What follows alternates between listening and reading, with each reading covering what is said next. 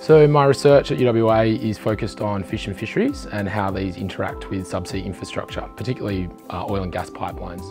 We're trying to understand how fish interact with them and to understand if they have a critical role in the environment, with the idea that a lot of these pipelines will coming to the end of their life and they'll soon be decommissioned, and whether the base case of removing these pipelines is actually the best approach. Much of the infrastructure is located in 100 metres to even out to 500 and 800 metres of water, which makes it very difficult for scientists to get out there and actually sample this stuff. So we use a number of techniques. A lot of them are video based. So oil and gas operators will use remotely operated vehicles, or ROVs, to routinely inspect their infrastructure. And so we use this ROV imagery to understand how fish are interacting with their infrastructure, whether it be pipelines, wellheads, or platforms. And so this historic inspection footage is incredibly valuable to us and to science.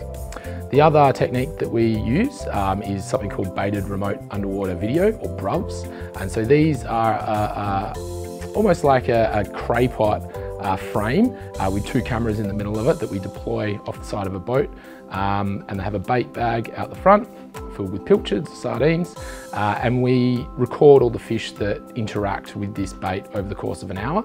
And the stereo aspect of this video actually allows us to measure the fish, which we can then turn into biomass, and we can then turn into a market value of that fish. We found some incredible outcomes so far. So one of the key outcomes is that we found, even in 130 metres of water, that fish are interacting with these pipelines at different times of the day.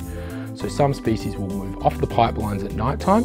We suspect either up in the water column to feed or in the surrounding areas to feed, and then come back to the pipeline at night time. And so this really raises questions about how important that pipeline is to the fish's life as a whole, and how much time they're actually spending on that. The other thing that we found is that we have high numbers of commercially valuable species, and then this translates into higher catch. So we have very high amount of fish that we find on the pipelines relative to the areas nearby. But this is greater in deeper water, so we find less of a difference in shallow water, so that 40-metre mark. We found some incredible things, but I think the most exciting was actually on the side of my PhD, we were looking at some infrastructure and we stumbled across these, they're like crop circles, I guess. They're patterns in the sand, and we knew exactly what they were as soon as we sighted them. So they're pufferfish nests, and they've actually only been found in Japan previously. And in Japan, they were recorded in 30 metres of water, but we recorded them in 130 metres of water and 5,500 kilometres from where they've previously been known. So that's probably one of the most exciting things.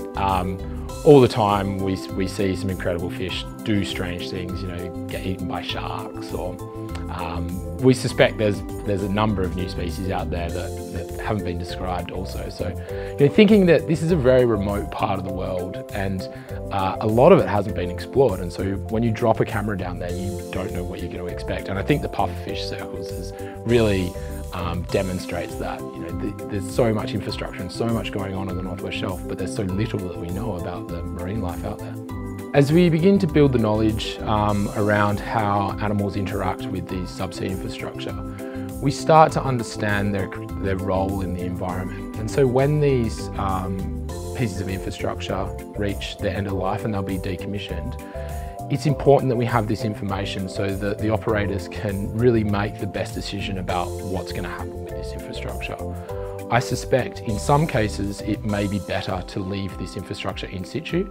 In other cases it may be better to actually remove this infrastructure. So yeah, it's really on a case-by-case basis, and I think in the future we'll start to see some instances where, yeah, it may be better to leave this infrastructure in situ. So the oil and gas operators have been critical to my PhD and to my research. This all started with them wanting to know what was interacting with some of their pipelines, what fish and habitat was growing on their pipeline. And so they provided us with the remotely operated vehicle video imagery, which we can't access otherwise. And from there, we've just built an amazing relationship where they've been able to share this video with us, and we've been able to get some incredible data out of it. Thankfully, Woodside came through with a amazing top-up scholarship and first-year scholarship for me. So yeah, that financial backing is critical for PhD students. You know, we typically don't earn that much, and so when you get a bit of backing from the oil and gas operators, it's incredible.